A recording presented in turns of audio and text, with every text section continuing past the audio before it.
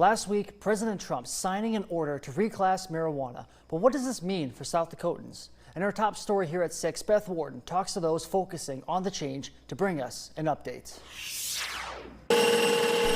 President Trump's executive order to reschedule marijuana from a Schedule 1 in the same category as heroin to a Schedule 3 categorizing it with Tylenol with codeine opens a new window for the potential use of cannabis. Study benefits, potential dangers, and future treatments. It's going to have a tremendously positive impact, I believe.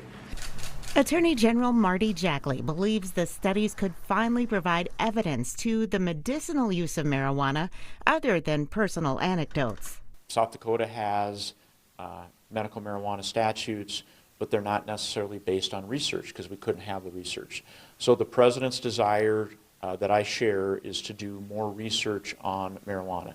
New Approach South Dakota, an advocacy group for medical marijuana, says this won't be changing anything overnight. What he signed in was just basically telling the DOJ and the DEA and the FDA it's time to reclassify.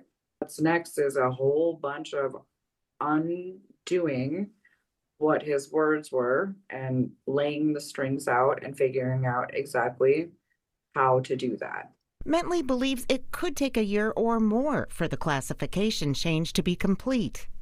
People will still be arrested on a Schedule 1 substance if they don't have a South Dakota medical marijuana card. South Dakota Senator Michael Roll of Aberdeen tells me he's not surprised by the president's decision due to his previous stance on pharmaceutical companies. He continues, this executive order finally has the federal government recognizing what 40 states, 4 territories, and Washington, D.C. have already recognized.